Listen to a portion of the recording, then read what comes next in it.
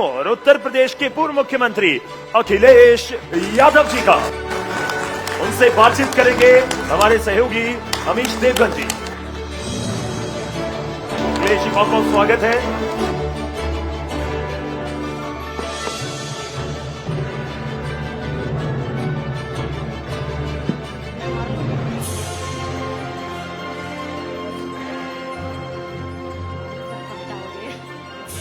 तो सभागार का माहौल बता रहा है कि इस सेशन का कितना इंतजार है सबको। जोरदार तालियां समाजवादी पार्टी के सुप्रीमो अखिलेश यादव जी के लिए। अखिलेश जी नमस्कार। बहुत नमस्कार और बहुत धन्यवाद आपका। जी, उत्तर प्रदेश की भाषा में कहते हैं इस लोकसभा चुनाव में तो आप लोगों ने गर्दा कर दिया। ऐसा गर्दा कि अगर बीजेपी का रथ मेजॉरिटी से पीछे रुका है, ये मैंने उस दिन भी बोला था और आज भी बोलता हूं, वो समाजवादी पार्टी ने रोका जब 37 सीटें जीती। क्या कहना चाहते हैं? मैं पीडीए परिवार का धन्यवाद देना चाहता हूं और समाजवादियों का पीडीए केवल नारा नहीं था, ये भावना से जुड़ा हुआ हमारा नारा बनकर के इस चुनाव में उभरा है। आपने तो मुलायम सिंह जी का भी रिकॉर्ड तोड़ा, क्योंकि सबसे ज्यादा सीटें 37 सीटें समाजवादी पार्टी ने और उसके सहयोगी कांग्रेस ने जीती। 2004 में सपा ने 35 सीटें जीती थी, 26% वोट मिला था, और 2024 में रिकॉर्ड 33% वोट मिला है। जो सीटें हम लोग जीते हैं इंडिया गठबंधन और पीडीए की रणनीति से, भारतीय जनता पार्टी के लोग बेईमानी न करते तो 50 सीटों से ऊपर ये गठबंधन सीटें जीत गया होता। अच्छा, अभी भी आपको बेईमानी दिख रही है? कई लोकसभा की सीटें ऐसी हैं और जिस तरह से प्रशासन ने व्यवहार किया था, प्रशासन अगर निष्पक्ष रहता और जितनी भी शिकायतें समाजवादी पार्टी ने की थी उस पर इलेक्शन कमीशन एक्शन करता तो आज 50 सीटें इंडिया गठबंधन की होती और 50 से ऊपर भी हो सकती थी। लेकिन 37 सीटें बाद के जीतने के बाद भी आपको लगता है कि प्रशासन उन्हीं की तरफ था? प्रशासन को ये नहीं पता था कि इंडिया गठबंधन और ये हम लोग मिलकर के इतनी सीटें जीत रहे हैं। जब उनको लगा तो जो व्यवहार उनका हो सकता है वो व्यवहार उन्होंने किया। और कोई मैं पहली बार नहीं ये बात बोल रहा हूं, रामपुर का चुनाव, बदायूं का चुनाव, मेरे खुद का कन्नौज का चुनाव, मैंने अपनी आंखों से देखा कि किस तरीके से भारतीय जनता पार्टी के लोग बूथ पर जा करके समाजवादी पार्टी के कार्यकर्ताओं को परेशान कर रहे थे और पूरा प्रशासन उनके साथ था। अच्छा, 36 सीटें एक तरफ, अयोध्या की सीट एक तरफ। अयोध्या की सीट आप लोग जीत गए और उसको आप और राहुल जी अपने बिल्कुल बगल में भी बिठाते हैं। क्या आप उस पर कहना चाहते हैं? और राम जी ने आपको आशीर्वाद तो दिया अयोध्या में, दर्शन के लिए कब जाएंगे?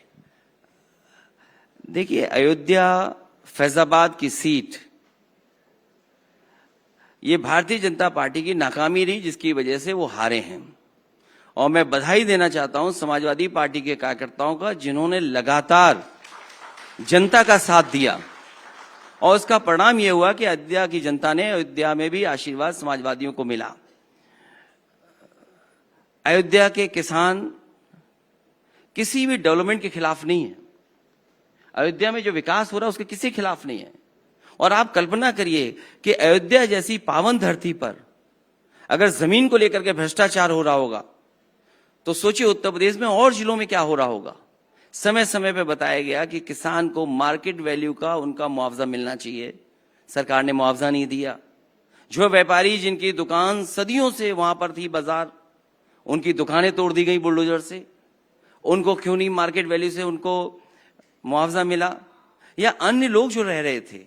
अब आप देखिए, हद तो यहां हो गई, जब से भारतीय जनता पार्टी अयोध्या हारी है, जो रेलवे की लाइन बन रही है उसका भी अलाइनमेंट चेंज कर दिया। पहले अलाइनमेंट ऐसी जगह से जा रहा था जहां पर बहुत ज्यादा किसी का नुकसान नहीं हो रहा था, लेकिन जैसे ही वो चुनाव हारे हैं दिल्ली से उन्होंने अलाइनमेंट बदलवा दिया और कहा वहां से लेकर के चलिए जहां पर आम जनता रह रही है। तो सोचिए, ये अब रेलवे लाइन तो जहां से जानी थी वहीं से जाएगी। नहीं, शिकायत इस बात की नहीं है जी, शिकायत ये कि जहां से पहले अलाइनमेंट था आपने अलाइनमेंट क्यों बदला? अच्छा, आपने ये सवाल का जवाब नहीं दिया, राम जी के दर्शन के लिए कब जा रहे हैं? मैंने पहले भी कहा और फिर कहता हूं वही बात दोबारा, क्योंकि बात बार बार वही कही जाए तो अच्छी भी नहीं लगती है। जी, हमारा मंदिर भी निर्माण हो गया है लगभग पूरा।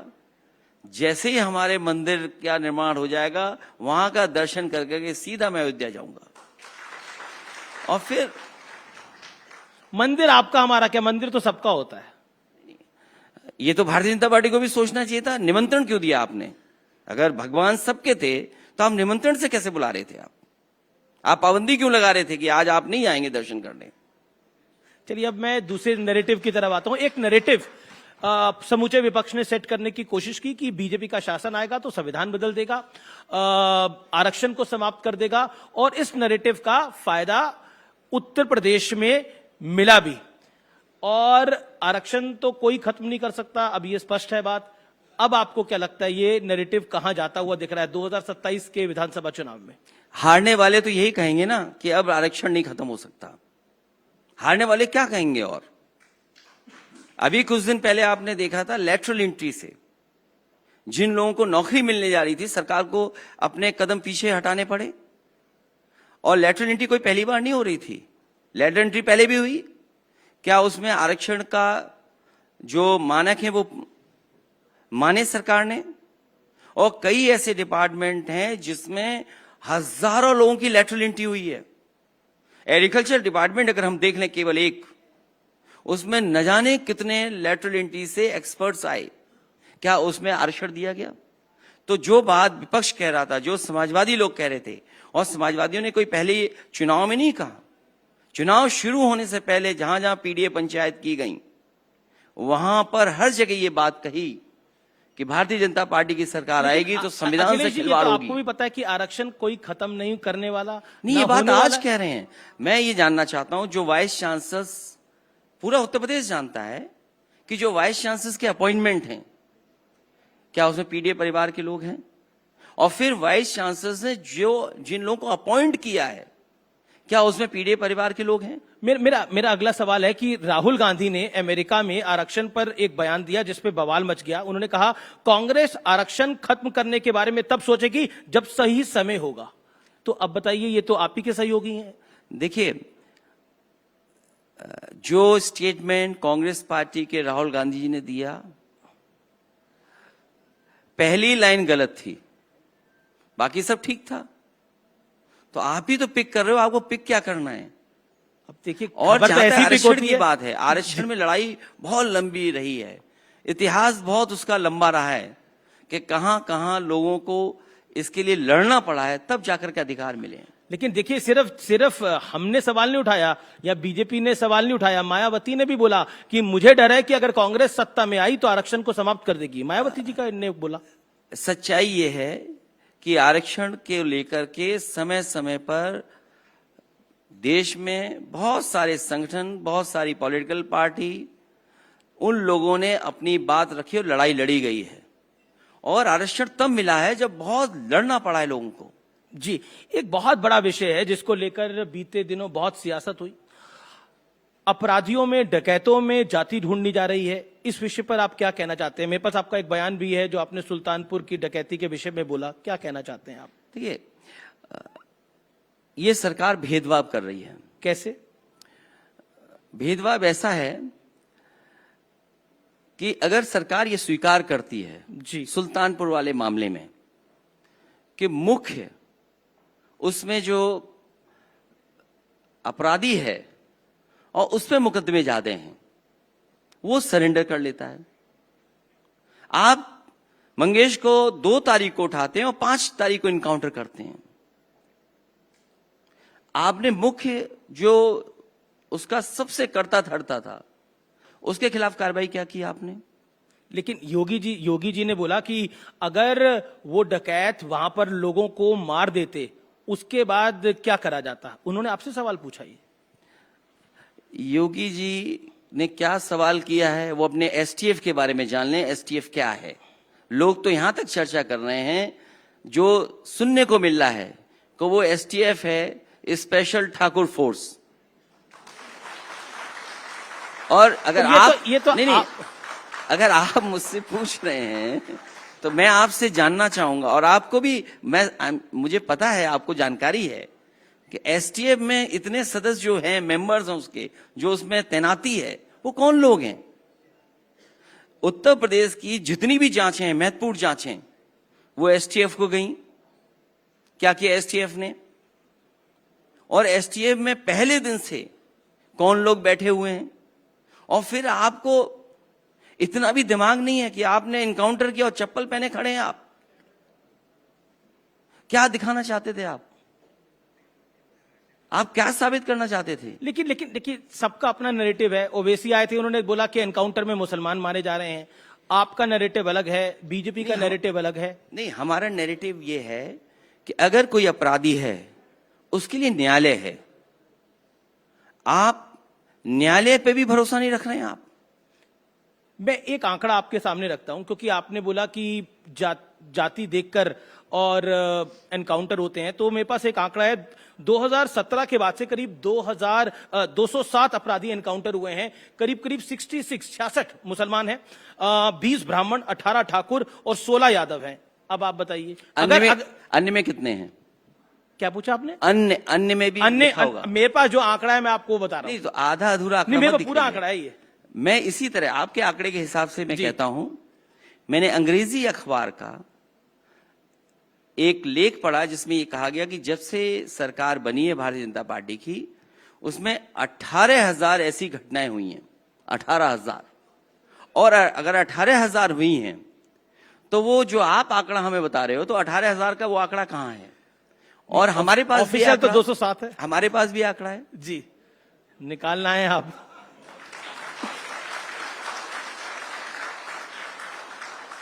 और बाकायदा हमने तो उसका ग्राफ भी बना दिया। जी, पहले तो मैं आपको ये बता दूं, इस आंकड़े के बाद दूसरा आंकड़ा बता दूंगा मैं।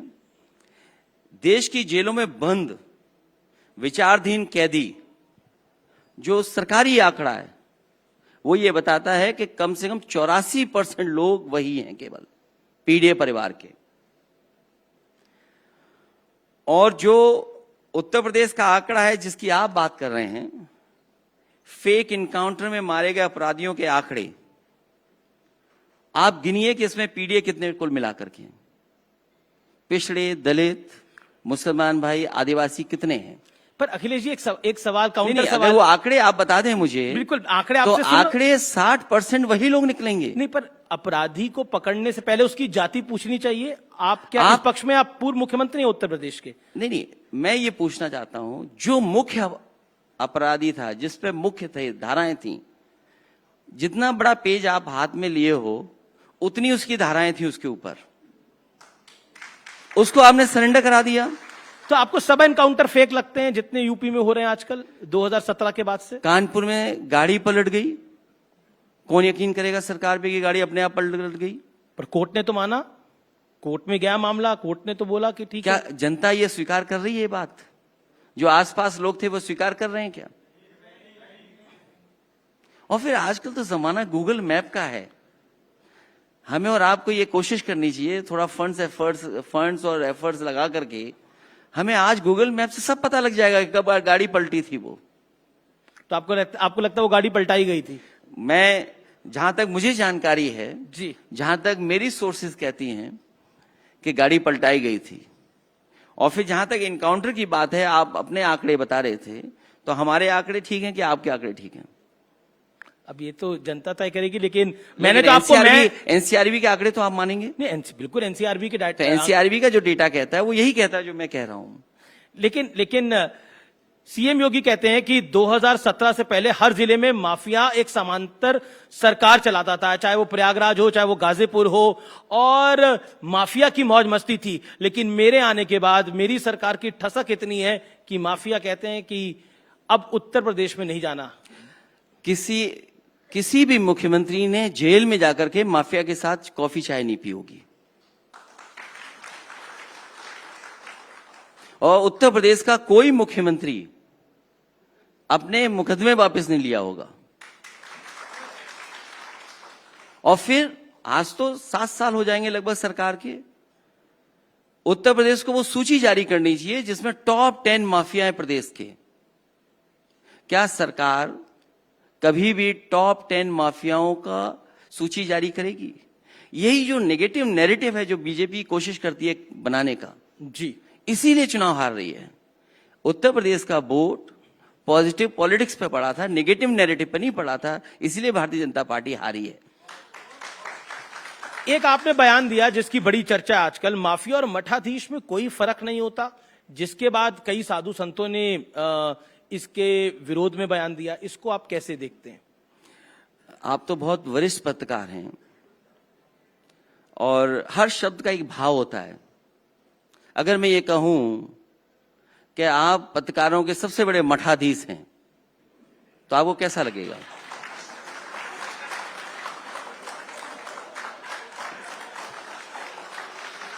पत्रकारों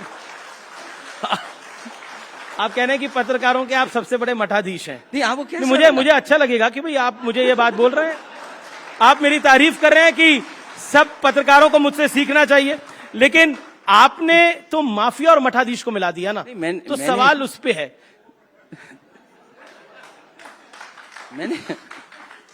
मेरा भाव गलत नहीं था। नहीं नहीं, मैं बिल्कुल आपके भाव को अच्छे से समझ अगर रहा हूं। आपको कैसा लगा? मैंने तो बोला मुझे तो अच्छा लगा, मैंने तो बोला मुझे अच्छा लगा। अच्छा, अगर आप ये बात, मैं तो आपका भाव अच्छा ही मान के बोल रहा हूं, मुझे अच्छा लगा। नहीं तो नहीं, आपने तो गलत भाव से नहीं बोला था। तो मैं अगर ये कहूं आपको कि आप पत्रकारों के सबसे बड़े मठाधीश हैं तो कैसा लगेगा आपको? तो पर मैंने भी आपसे सवाल पूछा, माफिया और मठाधीश को मिला देंगे तो फिर आप तो कईयों को तो बुरा लगेगा। आप देखिए, उत्तर प्रदेश में जी, जब से भारतीय जनता पार्टी की सरकार बनी है, बड़ी संख्या में साधु संतों की हत्या हुई है।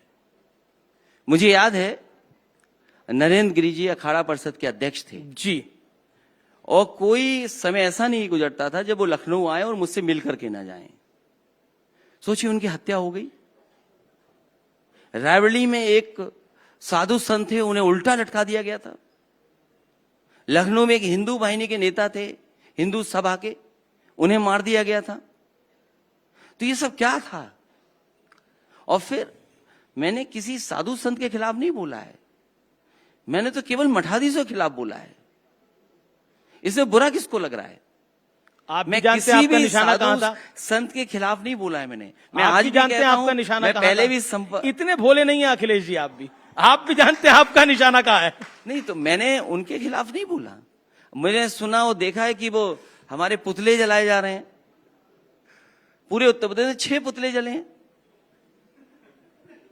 अरे यार, हमें कहें तो हम 30 आधे घंटे में 600 पुतले जलवा दें।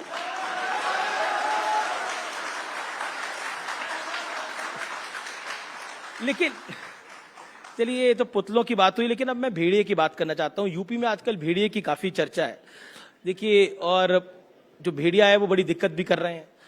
तो ये मुख्यमंत्री जी को सोचना चाहिए कि भेड़िए कैसे आ गए यूपी में। भेड़िए क्या कर रहे हैं यूपी में? नहीं, यूपी जाना जाए अच्छी चीजों के लिए, कोई पॉजिटिव नैरेटिव तो यूपी जाना चाहिए, एक्सप्रेस वे के लिए, यूपी मेट्रो के लिए जाना योगी जी से पूछा गया तो भेड़िए के लिए यूपी जाना जा रहा है। पर योगी जी से पूछा गया, उन्होंने बोला कुछ आदमखोर भेड़िए प्रदेश के अंदर उत्पात मचा रहे हैं। ऐसी स्थिति 2017 के पहले प्रदेश की थी। ये लोग उस समय कितनी तबाही मचाते थे, इनके एरिया बटे हुए थे, वसूली कहीं चाचा कर रहा था, कहीं भतीजा कर रहा था, महाभारत के सारे रिश्ते थे, ये योगी जी ने कहा। देखिए, पहले ये मान लीजिए वो योगी नहीं है। वो योगी नहीं है? जो हमारे शास्त्र कहते हैं, हमें जो जितनी कुछ हमें जानकारी मिलती है, जिस व्यक्ति को क्रोध नहीं आए वही योगी है। जिस व्यक्ति को क्रोध नहीं आए वो योगी है।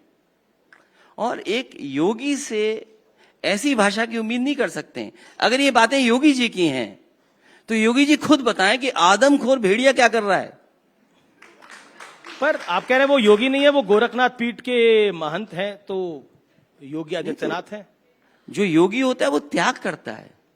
अब कल को आप ये भी कहोगे कि अगर मैं कह दूं कि गोरख धंधा चल रहा है तो उस पर भी आपको आपत्ति होगी। अब आप गोरखपुर की तरफ बुलडोजर का रुख करना चाहते हैं? नहीं, जहां गोरख धंधा चलेगा वो बुलडोजर जाएगा। पर योगी जी कहते हैं कि अगर योगी जी योगी योगी हैं तो क्रोध क्यों आ रहा है? एक और फिर बुलडोजर जो प्रतीक बनाया है वो किसने बनाया प्रतीक? सच्चाई ये है कि जो लोग ये कहते थे कि डबल इंजन की सरकार है, उससे ध्यान हटा रहे हैं। ये जो डबल टकराव चल रहा है दोनों के बीच में, उससे ध्यान हटाने के लिए इस तरह का व्यवहार है। और बुलडोजर किसी न्याय का प्रतीक नहीं हो सकता। क्या सरकार मानेगी कि बुलडोजर न्याय का प्रतीक है? न्याय का प्रतीक हो सकता है क्या?